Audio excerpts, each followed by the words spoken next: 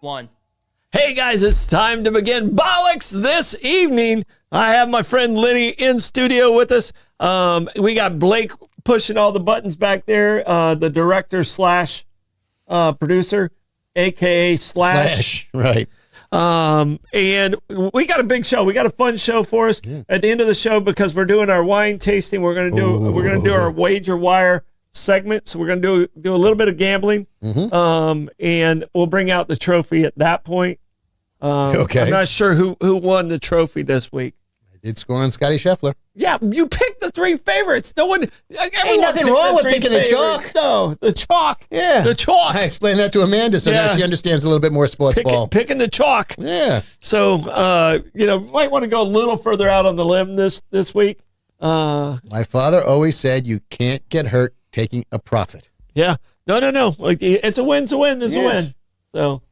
I did hedge by taking Noren, who just completely dropped out of the top five. When I played Boston heavy that night also. So that was a oops. That was my win. That was my win for the night. So, all right. Guess what? We got to pay some bills. We are here in the Bozard Ford Studios and at Bozard Ford Lincoln in St. Augustine. Their goal is to make sure your time and experience buying a car is stress-free, fun, and enjoyable. Bozard is a family-owned Ford dealership that has been in business since 1949. Bozard Ford Lincoln has been the recipient of numerous dealer awards, including being ranked #1 automotive dealership in the nation by Dealer Rating.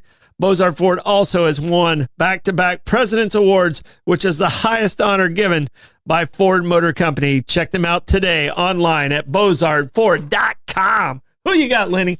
Opening their doors in 2008, Brightway Insurance, the Casey agency, has proudly stood by their customers through hurricanes, major floods, hail, and fires.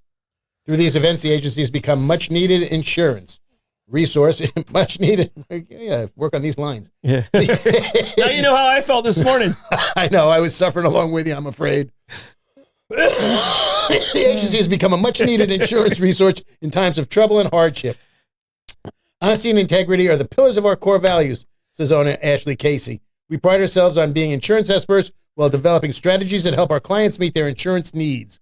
We truly enjoy the relationships that we've forged in the office as a real love for St. Augustine, which inspires all of us to be our best. All right. And I'll tell you this, I gotta brag on Brightway Insurance. Lori helped us out last week during the transition. We got the beast and the Campulets. Needed to have insurance so I can at least even go get gas in them. There you go. So, and Lori came through, got that to me. We were able to get all that taken care of. And thank you, Lori Stamper, over there at Brightway Insurance. All right. St. Augustine Pirate and Treasure Museum coming in soon.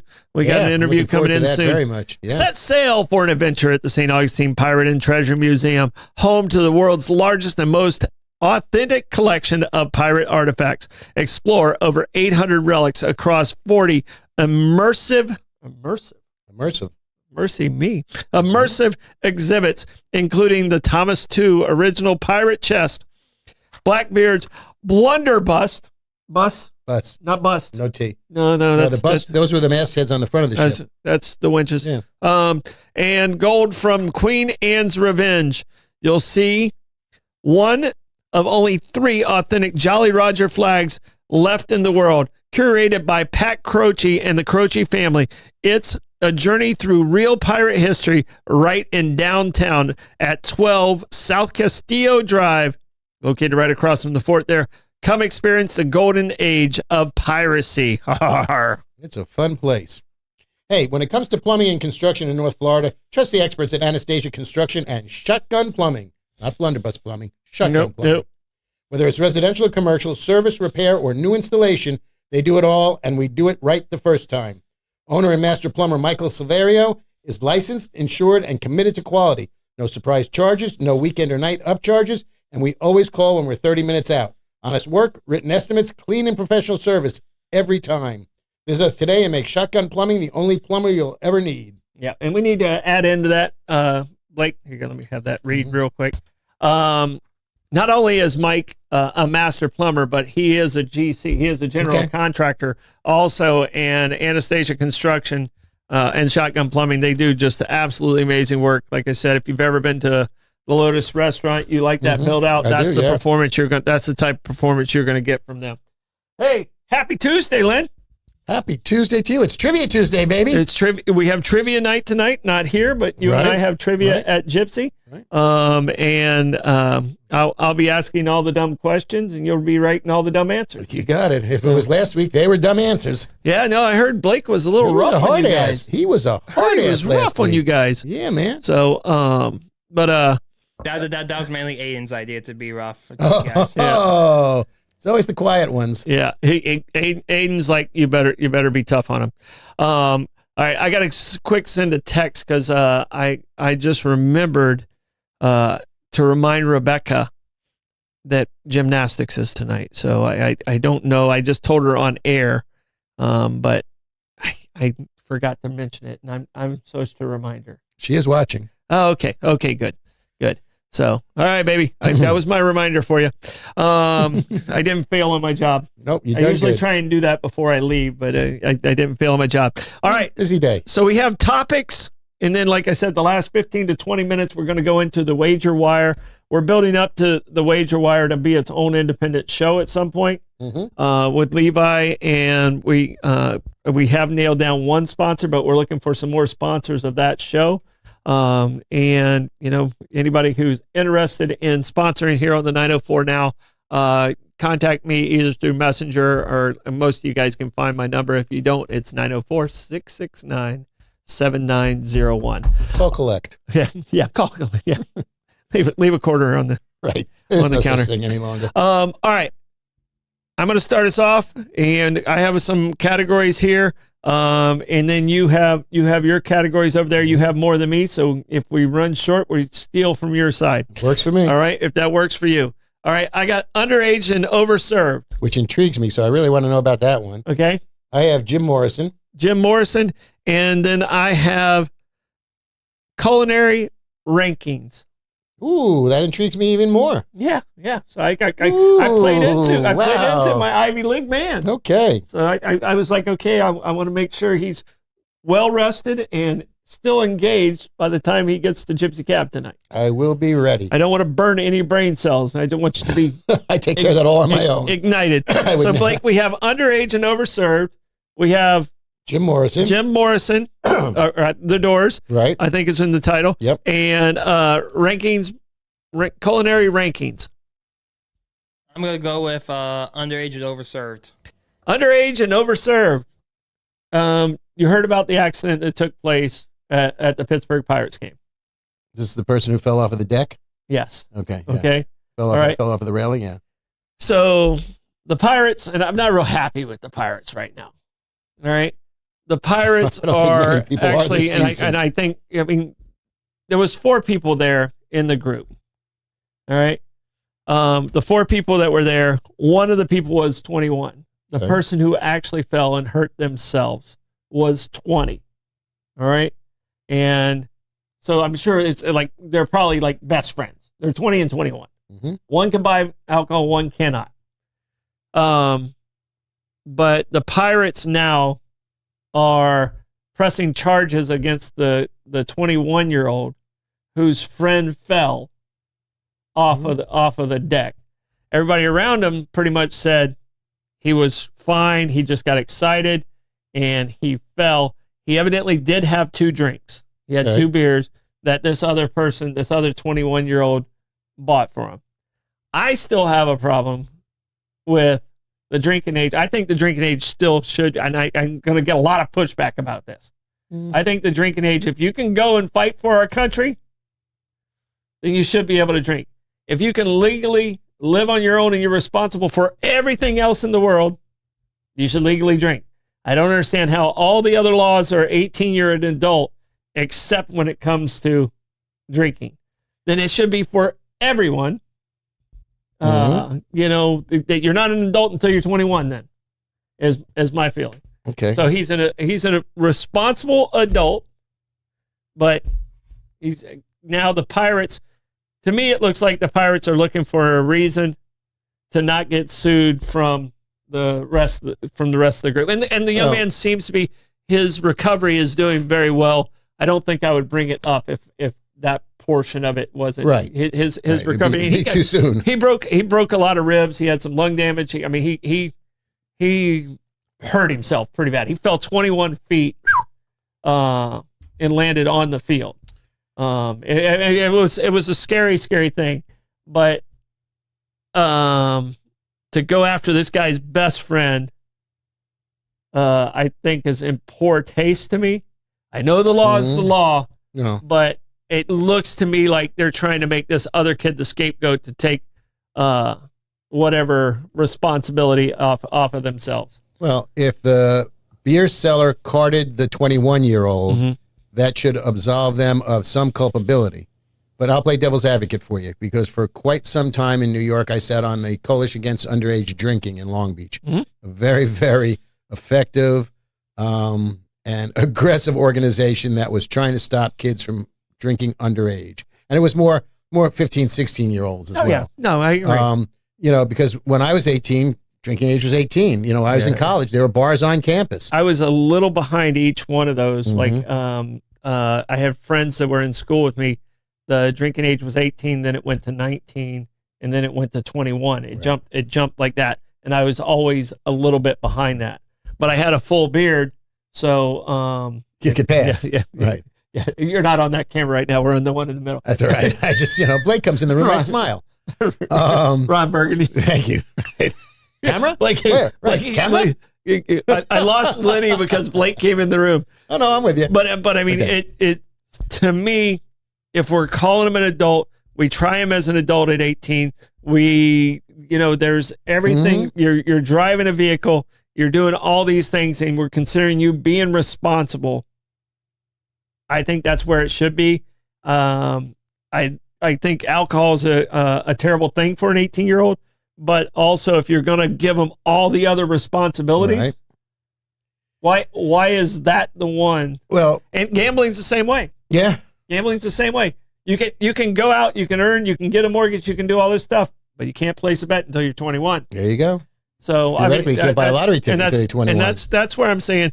But in this particular incident, I'm feeling like the Pirates, and I'm not a Pirate hater. My papa was a Pirate fan, and I like the Pirates. And in the 70s, the Pirates were a lot of fun. They were a fun team, even with their cocaine.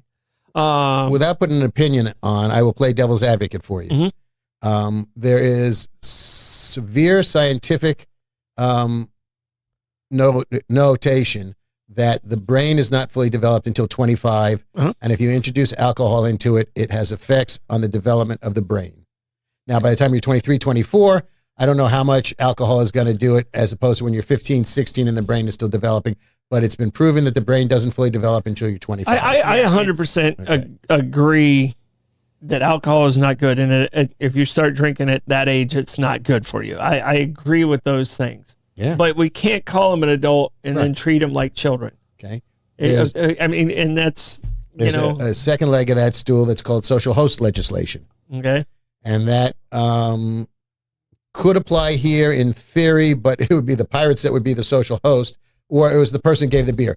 But if you're having a house party, Blake's 17, you're having a house party, you got a house full of 17-year-olds over, you're going, it's in my house, they're under supervision, they're not out on the street, they're safe, they're not driving, blah, blah, blah, all well and good. If you provide alcohol, you are culpable because you are the social host. I can understand that. And there's a lot of that. Especially at 17. Right. And the drinking age is 21. I would not would not do that. But no, nor am I saying that you would, or Blake would have a wild ass party without inviting me. Yeah. Because he's known for his parties. I understand that. Yeah. And I'm a little offended that he hasn't invited me to one yet.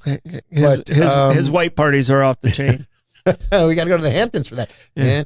Man, I'm going to leave that one alone for the time being. That's still too soon. But you understand my conflict. Correct. Absolutely. In our society, and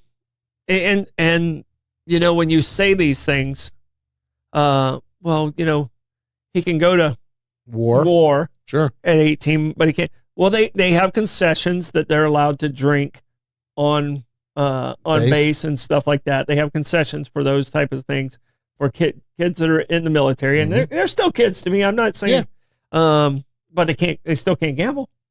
They still can't do do a lot of things, and you're 100% right. Your brain doesn't finish. You don't even have a fear of dying, Right. really, in your brain until Well- you're about 25. Well, and see, that's part of the problem. You know, I also had a charity back in New York through my restaurants called Du Jour, where we did HIV and AIDS education because, you know, 15 and 16-year-old kids think they're immortal, that they're not going to die, and they don't understand the ramification of some of their behavior. And it's tough to get that message across to a person of that age because, you know, it's not going to happen to me. I'm a young kid. I'm strong. You know, they don't realize that there's other factors at play. And I was that person. I was that person. Blake's always had a caution level that I've never had, and I still don't to this day. You know, but he innately always had. I mean, he was always my my safety monitor. Your conscience. My conscience. But I mean, in this particular scenario, kid's 21. You still need to look at how this happened, and don't just say, "Oh, it's because he had some beers." And Right. I understand it's under investigation, and the rule is what the rule is today. Right. But I'm not. I look at it as the Pirates looking at a way to get away from a pretty hefty lawsuit. Why do you feel that the Pirates did something wrong, or the Pittsburgh Stadium did something wrong? Oh, I don't know if they did or didn't. You know, I mean, but they're the ones that are pursuing his friend that bought the beer from him. okay, as opposed to a legal authority. Yeah, The cops or the they're the police. ones that's pushing Okay, for that. Oh, well, this wouldn't have happened if his friend hadn't given him beer. possibly. But But who knows? Yeah. You know, he could have been just a chuckle. And what happens if maybe it wouldn't have happened if your rail was an inch higher. There you go. You know, so I mean, Right. If he was leaning back to catch a foul ball and went over off balance. No. He was excited about the play. I mean, you can see him. He's in dead center field. Okay. Like if you want to pull up the video, so people that aren't aware of what the accident looks like. Okay. To me, it doesn't look. It looks like he just got real excited and lost his balance. Right. You know, and 2 beers, you shouldn't be driving. I Right. agree with Maybe, that. yeah. But at 2 beers, you shouldn't be falling over unless you I just don't know. absolutely lost your Right. balance. I don't know how big this kid was, whether he's, you know, he was a small No, he was- person he or was- a big person. Doesn't he matter. looked he looked average size. I mean, it's hard to tell because it's a camera behind home plate, Right. going to center to field? center field. So, but this other kid, evidently bought the beers for the group, and he did it twice, and each one of them had 2 at the time of when the accident happened. Blake, did you find the video yet? I did. Yeah. You're trying to get it loaded up right now. Yeah. How do you judge who has common sense? That's the question, Kenny. Yeah. That's exactly it. You know. Yeah. And he's got, how old do you have to be to, that depends on your prescription here in Florida, but Right. you know what, I think it is 21 I think so. in most of the states where it's legal. Yeah. So, okay, here it is. Dude, He's in dead center field. Boom. Ouch. Yeah. Wow. So play it one more time, Blake, so people can see, look at center 'Cause you field gotta right know there. where to- yeah. Follow the falling fan. Yeah. So, I mean, he just got, everyone around is like, he got real excited, lost his balance, and then went tumbling over. You know, so that's it's a super rough fade. I do not. I know he's fine now. He's making a recovery, but just seeing that again is like it was rough. That's well, ouch. they didn't know. I mean, he was in critical condition. I I would mean, think, he was in bad shape. I think one of his lungs possibly collapsed also. So he was in pretty bad shape. So I mean, I'm not trying to take away from that. And I hope the kid to full recovery. But it's always been an argument for me. We expect them to be out of the house and be responsible adults. They are considered adults in every criminal court. If you're over the age of 18, you're considered an adult. But then again, you're not allowed to do what adults do. But alcohol consumption will change your behavior. It will at 18, and it will at 21, and it will at 45. It will at 58. It Right. will at whatever age you are. Yeah, absolutely. But if you're considered an adult, you should, in my opinion, have adult privileges if the ramifications against you are as an adult. Okay. So I think our laws contradict each other, And I'm saying right now, I don't think 18-year-olds should drink. But you know what? We treat them as adults, then that's how it's going to be. I mean, and was alcoholism worse when you were 18 and you were allowed to drink, or is it worse now? Oh, I think it was worse earlier, like in let's say the 50s and 60s, before I was even close to drinking. I think, fortunately cars were made out of steel at that point in time, and they weren't made out of plastic. But people that, there was no compunction about drinking and driving back in those days. It was a whole different world, and it was, it was a little bit slower, but the cars were bigger, heavier, and protected you. Perish the thought you ran into somebody or something. If you were, ran into somebody, it wasn't good for them. You ran into something, the survivability was a little bit better at the time. Yeah. But I'd also say about like our current drinking generation, like for us young people, like there's a lot more like additives and like chemicals that are in like beer, seltzers, like with the way like the rise of like White Claws, High Noons, like that sort of stuff. Yeah. Like but there definitely is like there's definitely like disadvantages like both sides to alcohol. But the percentage of kids that drink today is way lower than where it was at. Well, it's because there's an alternative, which is called marijuana. Yeah. And marijuana was always there. It wasn't as readily available, and you weren't getting it. Well, maybe you were. I don't know which crowd you were walking. Maybe you were. But if I wanted a joint, I could just go, hey, give me one. Or hey, what are you carrying? You carrying? Yeah. Boy. And that didn't mean a gun at that time. That No, right, exactly. I mean, did you have some weed? Right. Yeah. So I mean, it's it was the same. Mm-hmm. So I just, like I said, do I think 18-year-olds should drink? No, but we treat them as adults. Right. Then if they're going to be adults, they deserve the same privileges. So, all right, moving on. Okay. All right, I think we beat that horse. Oof. Did that horse stop neighing? But now I'm thirsty. I can't wait for tomorrow. Yeah. He is now on us. Is that a bad note? Peter just called in on that last statement for me. Sorry about that. I just dropped all our algorithms. All right, you got the Doors. I have culinary rankings. Intriguing. And you have Nutella. Nutella. I thought you were going to go with the jeans one, but the one that was in the title. But fine. Well, I keep forgetting what's in the title. It's my. We need to get him a list. Right. Jeans. You Look, got we your can talk three. jeans too. Nutella, rankings by state, and The Doors. The Doors. Nutella. Boy, he goes in. He goes off on his own, doesn't he? Yeah, well, that's what he gets to do. You call out the category and then you don't have it out? I got it. You don't have it out. It's Ivy Leaguer. Okay. Ivy Leaguer. So get very excited, you Nutella fans out there. I'm not a Nutella A lot of fan. people aren't. It's a love or hate type of thing. Yeah. It's sort of the cilantro of the spread situation. Mm-hmm. So in 2026, it's a little nutty for me. there you go. Well, it's going to get nuttier because they're coming out with Nutella peanut. Okay. Will be made here in the United States. What kind of nut is Nutella made from anyway? Filbert, Who's Filbert? a hazelnut. Okay. Filbert's its formal name. Hazelnut is wait, non-beginner. League name again. Hazel. It's the real words, Blake, baby. Blake, this is important. Hazelnut was called Filbert. Yes. It was a Filbert nut Yes. before it became Hazel. I think it was just a Filbert. I don't know if it was Filbert nut, but Filbert, yeah. Were Filbert and Hazel married? I'm not quite sure, but if they canoodled. That sounds like two prohibition names that hooked up. We were talking about bringing back older words yesterday. Yeah. Okay. Filbert. Yeah. So, which is great for baking as well. But Nutella came around in Italy right after World War II. There was a shortage of cocoa, so they ground up hazelnuts to make it spread a little bit further, not as a spreadable, but to stretch it, shall we say. Mm-hmm. And it became very, very popular in Europe. And it's now owned by the Ferraro company, who make Ferraro Rocher chocolates, those little hazelnut chocolates. Mm-hmm.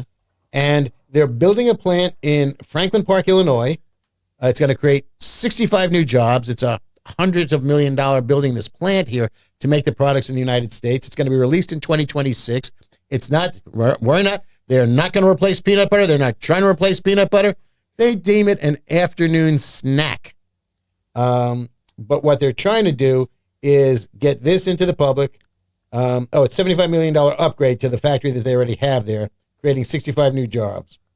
But what they're going to do also is create chocolate squares, chocolate and hazelnut filled squares, and try to do that into the candy market to go alongside their Ferrero Rocher chocolates that are the foil wrapped little round bonbons that are delicious. So I'm looking forward to that. I like Nutella. Goes great on a crepe. Goes great with a Fluffernutter. We can try that too. Yeah. So, Okay. Yeah. so I just looked up like Ferrero, like they own a lot of like a lot more stuff than you think. Like Yeah. besides like Nutella, they also own like the Kinder, with the little Kinder eggs. Right. They also now own the rights to manufacture Butterfingers, Baby Ruths, Tic Tacs.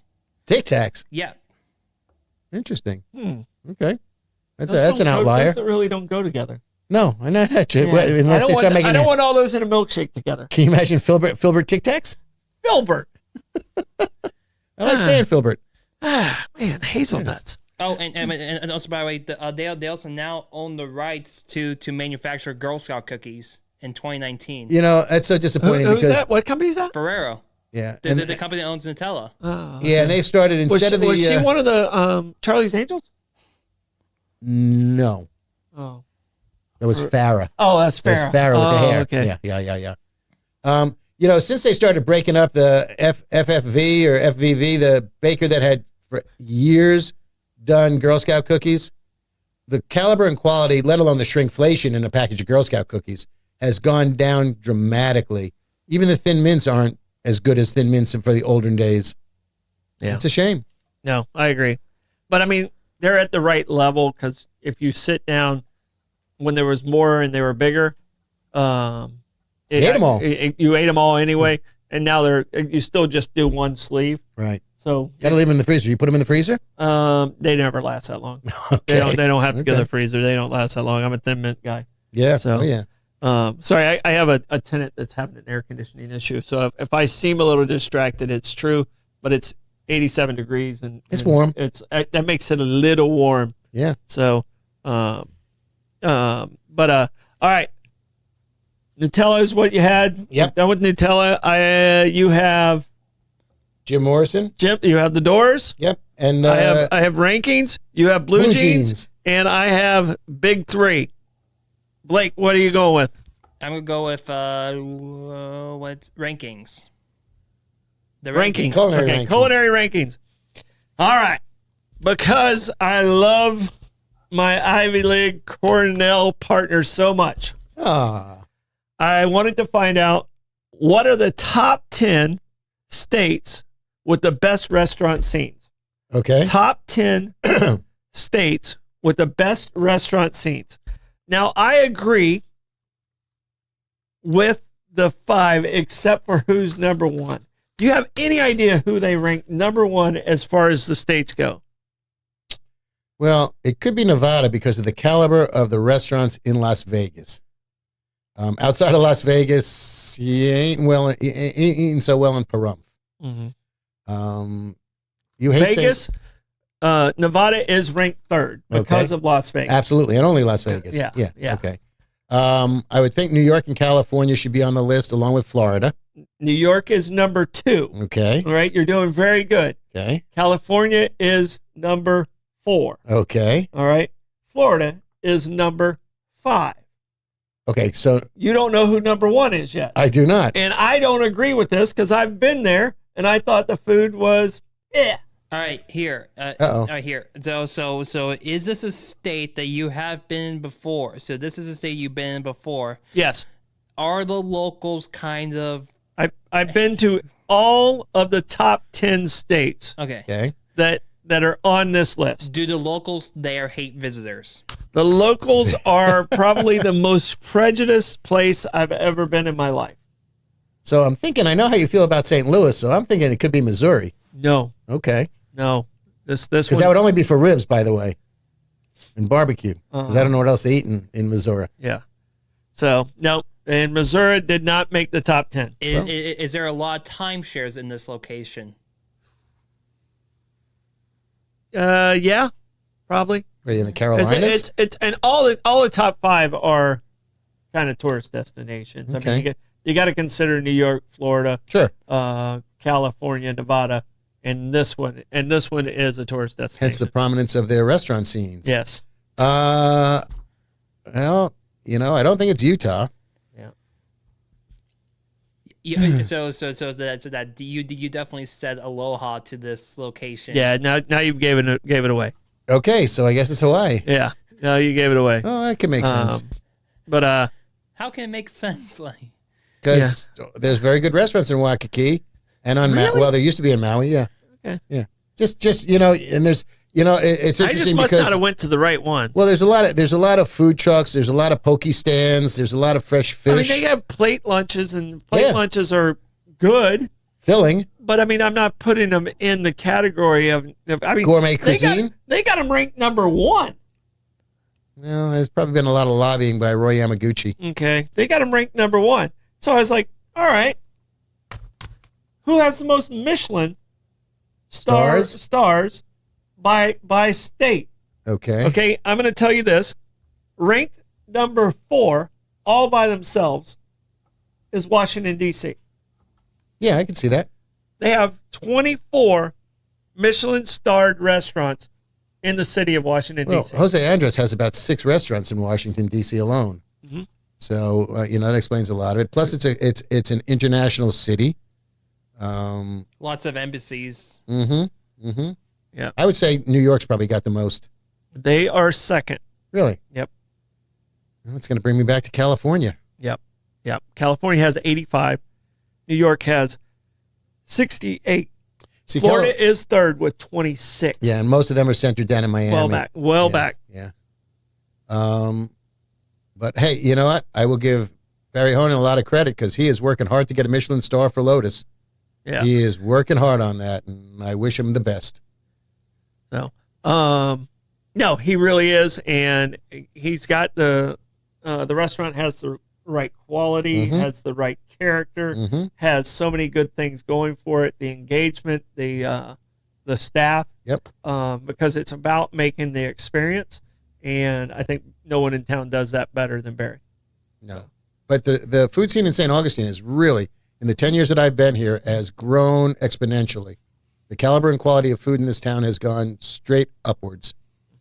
I've had the privilege of eating in a lot of Michelin-starred restaurants, whether it was here in Europe, and I am telling you, that is a dining experience. Yeah, it really is. Yeah, and I've eaten at some great restaurants. Damn, I don't know. Yeah.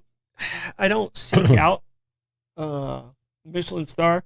When I go there, I try and talk to local residents or people that have been there before that understand. Sometimes it works out, sometimes it doesn't. Right. But usually I'm talking to people that guide me in the right direction. Where do the locals eat? The best question. Exactly. The best question you can ask any place you're going is where do the locals eat? Yeah. 100%. For sure. 100%. So, all right. So yeah, that's where it's at. Illinois is 5th on the Michelin star, and they're at 20. There's a bunch in Chicago. Actually, for the longest time, the best restaurant in the country was a place called La Francaise that was outside of Chicago in, I want to say, Wheeling, possibly. Mm-hmm. And for 3 or 4 years running, it was the best restaurant in the country. Yeah. Then it was Lutette's for a while. Then it was the Coach House for a while. And this is going way back going back 20 years. Yeah. But man, that was it. You used to enjoy getting gourmet to see who they were reviewing. Okay. So, all right, but that's what I have as far as the rankings go. I just was kind of caught off guard, and to round out the top 10 in the rankings, it was Hawaii, New York, Nevada, California, Florida, Massachusetts, which I'm assuming is Boston, primarily carried that one. Illinois, so mostly Chicago in carried particular, that for sure. Texas, not surprised at that one. Okay, this one made the list, and I'm not sure exactly how it made the list. It's Rhode Island. A lot of great Italian restaurants. I didn't know. Oh, yeah, but we're not talking Michelin stars now. No. We're just talking about food. Yeah. State rankings. Yeah, culinary wise. There's some of the best Italian restaurants in the country in Rhode Island. I didn't realize that. And same thing for Massachusetts, Federal Hill. I've only popped in to play a tournament at Providence. Is my only time. And I'm pretty sure I was eating fast food and hot dogs at the concession some stand. great Italian restaurants there. All right, and this one doesn't surprise me, New Jersey. Yeah, New Jersey is an underappreciated, very high-ranking state in almost every metric. It really is. Yep. Including I did some research Taxes. on another. and the most expensive weddings in the country. and including taxes. I was looking into, the cost of weddings around the country, and New Jersey's way up there. Yeah. And Josh just asked how the noodle places. That is the Lotus that we're talking about. That's the one we think is going to possibly be our first, Michelin star in town. Yeah. And he absolutely is crushing it. Rebecca, if you can answer Josh, she's a big fan of Barry. Of Lotus and Barry. So just doing a great job. Yeah. All right, Blake, we are now at what you have? Blue Jeans and Jim Morrison. Blue Jeans, doors, and I got Big Three. Where are we going? I'm going to go with a Big Three. Big Three. All right. The Big Three. Always talks about it. We're at the NBA semifinals, I guess is what it would be. It's a conference championship. Yeah, East-West. Yeah, conference. There's 4 teams left. 4 teams left. And in basketball, they say, oh, well, you have to have a Big Three to win. A Big Three to win. A Big Three to win. Everyone talks about that. I want to know, and you're a Knicks fan. We kind of talked a little bit. I gave some warning out front. I listed 6 that I felt were my Big Three, and I want to see if you come in contact with any of my 6. And I just thought of another one that I got to throw in there, and it might jump my list a little bit. Okay. So. They have to play on the same team? Yep. Makes it tougher for me because I have no idea who played with Oscar Robertson. Mm-hmm. Who else, Ender? Played with Oscar Robertson? Yeah. That's his only championship with the Bucks. Okay. Before he went to LA? Yeah. Yeah. So I don't think Oscar got one in LA. I don't know that he played for LA. I thought he only played in the Midwest. Oh, you're talking about Kareem before Lou Alcindor went to before he I think he was already Kareem at the time when they won with the Bucks. But Oscar Robertson played with at the end of his career, Kareem's beginning of his career, with the Bucks when they won. So he wore out Wilt. So Wilt only ended up with 1 championship. Yeah. So, but about 100 women. Yeah. A week. 1,000. Yeah. A week. So Blake, do you have your favorite Big Three? It's kind of hard to say for the Magic because so one thing I could think of was like Dwight Howard, like what was my guy, but he only really had like Jameer Nelson, and okay, I'd probably say like for me personally, the 3 I can remember was Dwight Howard, Jameer Nelson, and Hedo Turkoglu. That was the time, but I definitely won't say. They never really won anything. Yeah, they never really won anything. Yeah. But for like my generation, the Miami Heat Big Three is probably like the greatest 3-man super team of all time. So you have Bosh, LeBron, and Wade. Yeah, is what you're saying is your Big Three. I have them ranked as my number 5. Okay. I have them ranked as my number 5, but they're on the list. You have your Knicks guys, because you're not a big basketball fan. I'm not, and I'm trying to remember who the other Celtic I would put on that Big Three, because it's not Danny Ainge, it's the other. You're looking for McHale. Thank you. That's exactly what I was looking for. The other white guy, See what you have. Thank you. That is my number 2 Big Three, which is Parrish, Bird, and McHale. Yeah. That's my number 2 all-time. I can do that. Big Three. Couldn't come up with Kevin McHale. I can picture him. That one, I could see some people ranking him up. Oh wait, hold on. Now Kareem, I have him on the list. But with 2 other people. Do you mind if I guess him? Yeah. Magic Johnson and James Worthy. Yeah. Okay. Yeah, that's my number 3 Big Three. Okay. All right. And you can tell my age because I kind of leaned into some of these a little bit. I did not have Scotty and Michael and Rodman in the list. Interesting. Because I think Scotty and Michael didn't need a third. Didn't lean on the third as much as the other guys. Right. I'm not taking anything away from how great the Bulls teams were in the 90s, but I think whoever their third was, there's a good chance. There's a good chance. Right. I mean, honestly, they could have won 7 in a row, or because Michael took off to go play baseball. Actually, they lost. Talk about your failed experience. Yeah, but they lost 2 2 because of that, because the Rockets won in between. Do you believe the do you believe the alleged suspension though? Like there's a lot of theories that actually Michael Jordan was actually suspended, but he because of his gambling. I believe there was some stuff associated with that and some other things that happened in his life with his father getting brutally murdered. Yeah. There was a lot of things that played into play there. That he might have been saying, okay, let's step away for a little bit. All right. I'm going to give you the teams for my number 4 and my number 6. Okay. All right. The teams for my number 4 are the Philadelphia 76ers. Oh, okay. Okay. All right. My number 6 is the Golden State Warriors. Okay. All right. I can put one player on each of those teams. Okay. On the 76ers, you got Dr. J. Dr. J is one of them. Blake, can you help him out with another one? Is it Moses Malone? There you go. He's a big man. He's the second one. The mailman. And the guy who got them the ball, excellent, underrated player, I believe, during the 80s is Maurice Cheeks. Okay. Not Andrew Toney? Huh? Not Andrew Toney? No. All right. No. Mo was the distributor of that. Those two were great, but Mo made him look even better. Smart player, headsy player, made him even better. All right, you guys got the Sixers. All right, Golden State. No, you got Stephen Curry. All right, he's one of them. All right. Now I throw it to Blake. Blake, you got to get into the very specific, almost unbeatable Golden State Warriors. Well, okay. I I wasn't surprised. I really you. So you have. Is it the Run Team C Warriors with Chris Mullin, Tim Hardaway, and Mitch Richmond? No, they never won anything. Fair enough. All right. I said yes to Curry. Yeah. So did Chris Mullins and Curry overlap at all? Guy. No. Okay. All right. Fine. It's Mullins almost old. It's Kevin Durant and Draymond Green. Not Draymond Green. Klay Thompson. Ah, damn it. I think we can feed anybody else into that Draymond category.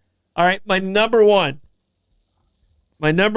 and these guys just knew how to win together, and they played as a team, and the three of them could take over the game at any time, and it's from the Spurs. So it's Tim Duncan, Okay. Tony Parker, Manu Ginobili. Okay, that's good. I think you put them in their prime against these other teams, and that's going to be some great games if you could actually AI could put these 6 teams and throw in I would like to see what the Bulls do with them. Okay, if we're going in their prime as opposed to in 1969, I'd still want to see Walt Frazier, Willis Reed, and Dave DeBusschere. Yeah, but you had to put an asterisk on it because Tim Duncan should have been Orlando Magic. Yeah. Well, he should have. Or Senator Bill Bradley. Well, he was with the Spurs, and he had a chance to come to the Magic, and the Magic dropped the ball. So, all right, it is time for our wager wire. Oh, we want to do the jeans one. Okay. I think we need to do the jeans one because on this day in history is when Blue Jeans got their patent. Correct. Even though I said it the wrong year this morning. All right. It was actually 1873, not 1863. I was in full-on interview mode, and I flubbed it. And that was a great interview for people not watching the show. Go back and check it out this morning. It was very interesting. Lena and Dr. Broder did an amazing job. So much information they gave us. We're going to have them back in. Sure. They just did an amazing job. So, all right. So it's time for the wager wire. We're still in the NBA playoffs. Blake, did you ever find out who everybody picked to win it? A little way back. I can go back and check and see who. I think the team I picked is out. I think so for mine as well. All right. So tonight, you mean the Knicks are taking it? Nice. Yeah. Tonight, I think you might have picked them too. I probably you would. might have the only team still alive. Tonight's game is OKC against Minnesota. All right. The Wolves of Timber. We have the Knicks versus the Pacers. Correct. I can tell you right now, outside of the Knicks, the networks are hating the NBA. The NBA is hurting so bad in Flyover states, as they call them. Well, TV ratings and all of these things. It's gone down so much. It's frightening. And I don't know if you guys feel the same way. You remember when like tennis in the U.S. was dominated by U.S. players, Mm-hmm. and everybody on the TV rankings, you wanted to see McEnroe and Connors going at it, and you rooted against our guy against Borg, or against Yvonne Lindell, but it was always an American in there with him. Mm-hmm. I believe the success of the NBA being international has hurt the NBA in on the TV ratings. I think a part of that too is the fact that these guys, keep flopping teams. Mm-hmm. I mean, they keep going to the highest bidder kind of situation, mm-hmm. and there's, you start rooting for a guy, you get his jersey, and next week he's wearing a different jersey. Yeah, but the deferred money, that's in a lot of professional sports, unfortunately. The deferred money is keeping them on the teams a little bit better than it has like 5 or 6 years ago. But I agree with you that has free agency has really hurt mm-hmm. all sports, not just basketball. But right now we have the Knicks, which is a primary fan base, right? And then we got the Pacers, horrible fan base, not horrible fan base, but like a small fan base. We got the Timberwolves, small fan base, and OKC, super small. Right. At least the Pacers, it's a good sports city. Mm-hmm. I agree. So that's for sure. Especially this weekend, it's going to get loud. Yeah. Daytona 500. I mean, Indy 500. Yeah, somebody's going to be drinking some milk. Yeah, there you go. But tonight, who do you have in tonight's game? I believe the Thunder is favored by 7 at home. Okay. Over the Timberwolves. Who do you have in that game? I'll take the road team. I'll take the Timberwolves and the points. And the points. Yeah, you're taking the points with it. Oh yeah. Yeah. You're taking the 7. Correct. You're not taking them on the court necessarily, but you're going to take the. No. I mean, they could win outright, but the 7 points is tempting. All right, I'm actually giving up the points because I believe the Thunder have played so consistently throughout the year. They're going to be tough to beat. Didn't they squash the team they played just to move up? They were pretty dominant. Yeah, no, I'm going to go the other way, and I'm going to take the Thunder and give up the points. So Blake, you're the tiebreaker on this one. Which way are you going? I'm gonna go with so right now the line's actually they actually went down half a point for the Thunder, so that's now they're favored by 6.5. Okay, so it was 7 when I looked at it. Yeah, this morning. So that's actually in your favor when that happens. You could always buy it up. Yeah, yeah. Mm-hmm. When that happens, that's usually. Yeah, they're getting a little worried. An indicator. Okay, we gave too many points at the front end. Yeah, so I definitely do see the Thunder at home reaching that threshold. I definitely don't want to go with Minnesota at the time. All right, and Josh had OKC 3.5 at the half, which is a really good bet because the Thunder have been known to come out really hot early. Mm-hmm. So. I like that bet, Josh, a lot. But Blake, which one did you end up going with? Thunder. Thunder. Are you giving up the points? You just playing the money line? Giving up the points. Okay. All right. And Ricky, his big 3 was Kerr, Pippen, and Kerr. What? I'm pretty sure he meant to say MJ. Yeah. All right. Tomorrow night's game. I'm taking the Knicks. Your Knicks are... They're favored by, what was it, 4? 4. Yeah. They're favored by 4 at home.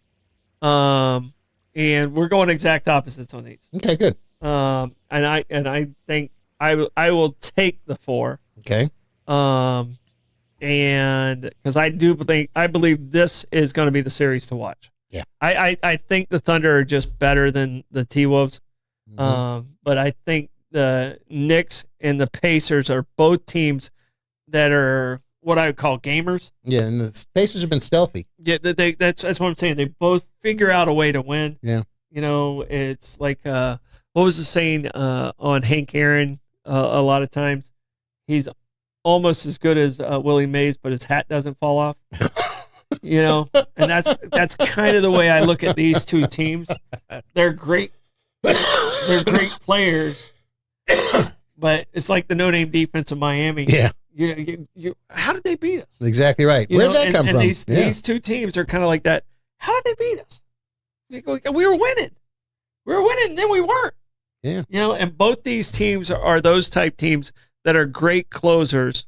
And the line just went up to 4.5 now. Oh, it went to 4.5, so that's a move. So, yeah, I'm taking the Knicks in 7. Okay, taking the Knicks in 7 in the overall play.